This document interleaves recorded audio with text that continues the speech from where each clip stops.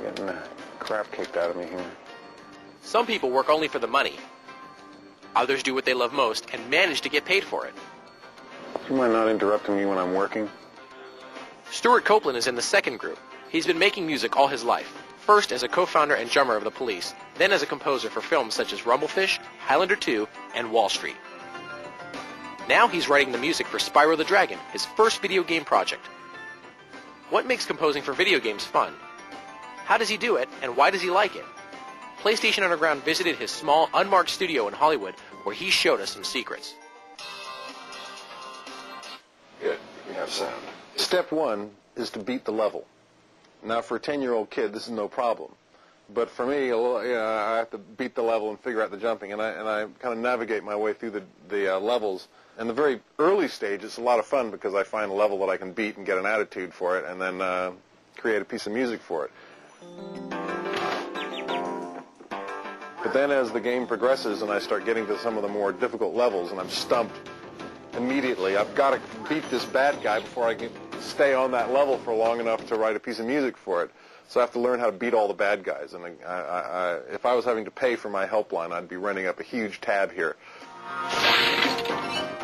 So then once I'm on the level and I've got a general attitude for the game, I have to, within the atmosphere of that level, have a lot of different changes happen, but stay kind of in the atmosphere. Then I go back and I look for how to make those inner complexities more complex and to have deeper sublayers and things that don't really hit you the first time but hit you the 16th time so that it can survive repeated listenings. Roll some of the crevulation off it there. Give it about 60 feet. Well, let me start something. Let me write something for you.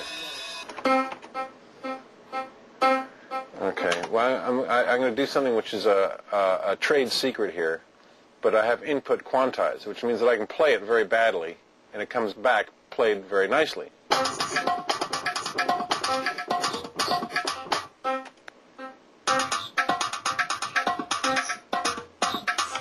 can loop those two bars there, so it'll just go around and around and around those two bars. Okay, now let's get some bass going there. Okay, there's a bass line. Now let's get some drums happening.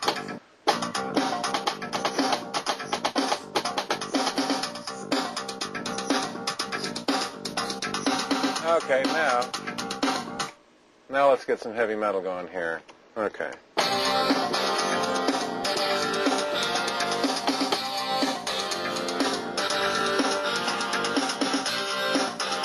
They pay me for this. And then, of course, you can get into all the cool stuff like, okay, and copy the bass part onto other instruments to kind of thicken it up.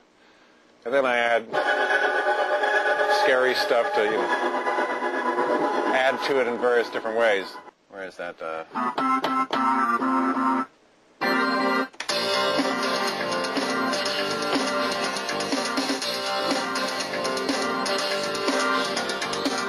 Now, this is really where I'm giving away the trade secrets. This is where Mozart would be jumping out of his grave and saying, I want to live in this century, where I transpose that part from there up to there, and it plays that same piece of music.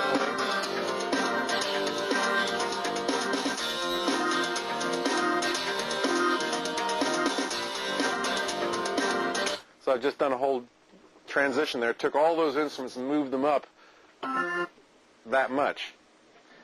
Looks like fun, doesn't it? In his career, Stewart has both performed music and composed it. We wondered which is more fun. When I play music, I have the instrument in my hand, I don't think, and my hands do the walking. And it's a bodily function. It is instinctive, it just happens. Composing all happens in the mind, and my body is an inert, dead fish. Somebody once asked Stravinsky, what's the great moment of Mozart? Is it when the audience lights up into your music, or is it the reviews? He said, no. The best moment is when you find that note you're looking for, and you get that chord, which leads to that chord, and you've got this under thing happening there, which pays off right here. At the same time, set it, and you crack it, and you've got it. It goes there, and it does it. That's it, and it's downhill from there.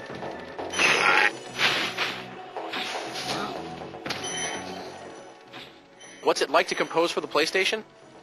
The Sony PlayStation has room for high-quality music that has full bandwidth. It's the same as you get from a CD, whereas the other platforms has very thin bandwidth.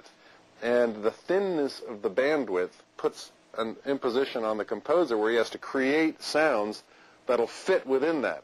On these CD-ROM games, there's so much space. I don't have to worry. I can load up full symphonic sounds there. In fact, I have. In this game, I've got whole orchestra sounds that I recorded in Utah.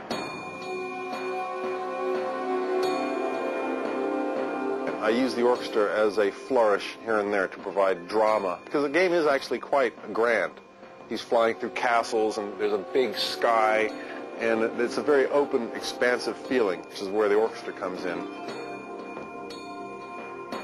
But for the energy, jeopardy, I've got raging rock guitars and drums and pounding rhythms. Any kind of art is about creation of tension and resolution. And in music, it's more subtle how it happens, and it's more esoteric how it happens, but it's the same thing. You create a tension, and then you release it. The most fun part of the process is being able to be in there like this, and I get a phone call, and I can shout at my staff, "Don't interrupt me when I'm working!"